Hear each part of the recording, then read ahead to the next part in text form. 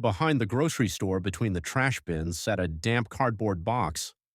Inside, four tiny kittens huddled together, eyes barely open, their cries faint but full of hope.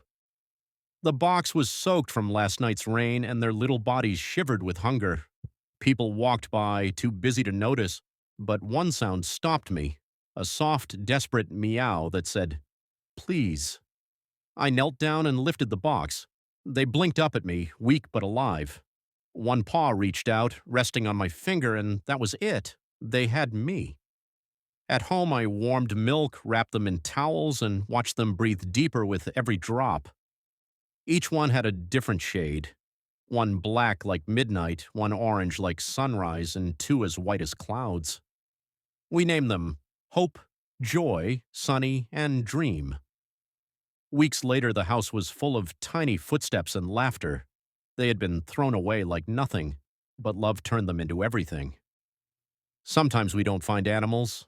They find us and remind us how powerful a single act of kindness can be.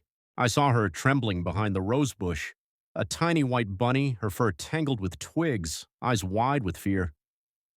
She didn't move when I knelt down, just pressed herself against the earth as if trying to disappear. The garden was quiet except for the rustle of leaves and her fast little heartbeat. I whispered softly, "It's okay, sweet girl."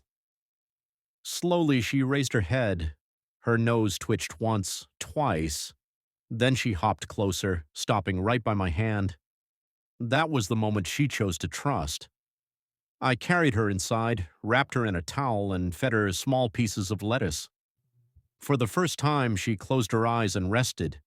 We named her Luna because she came out of the dark and found light again.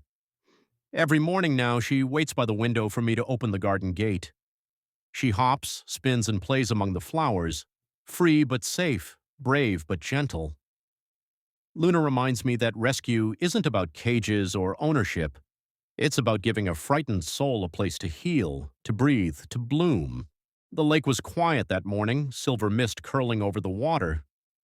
Near the shore, I saw her, a swan, wings drooping, feathers tangled with weeds, head resting on her chest. She didn't move when I stepped closer, only blinked once as if she'd already given up on the sky. I waded in slowly, speaking softly. When I lifted her, her body felt fragile, too light for something once built to soar. At home, I made her a warm corner by the window with clean towels and a bowl of water. Every day I fed her, brushed her feathers, and opened the window so she could hear the wind calling her name. Weeks passed. Then, one bright morning, she stretched her wings, testing the air, trembling with memory. I carried her back to the lake. She stood still, then took a running step, another, and finally lifted. The reflection of her white wings shimmered across the water like a prayer. We named her Grace because she reminded me that flight isn't just in wings, it's in trust, patience, and love that believes again. The shelter was loud, barking, echoing footsteps, and the quiet sound of waiting hearts. In the last corner, behind rusty bars, sat a brown dog with soft, tired eyes. He didn't jump or bark, he just stared, calm and hopeful. When I walked by, he stood, wagged his tail once, and pressed his paw through the bars. That single moment felt like a heartbeat saying, "It's you." I asked the volunteer his name. "Bruno," she said softly. He'd been there the longest, overlooked, forgotten. But that day, everything changed. When the gate opened, Bruno walked straight to me, no leash needed.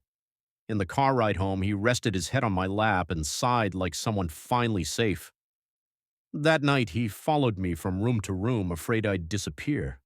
By morning, his eyes finally held peace. Now Bruno runs in the garden, tail wagging like sunlight. Every time he looks at me, I realize I didn't rescue him, he rescued me. Sometimes love doesn't need words, just one look that says, "I've been waiting for you." Hey, little one, you're safe now.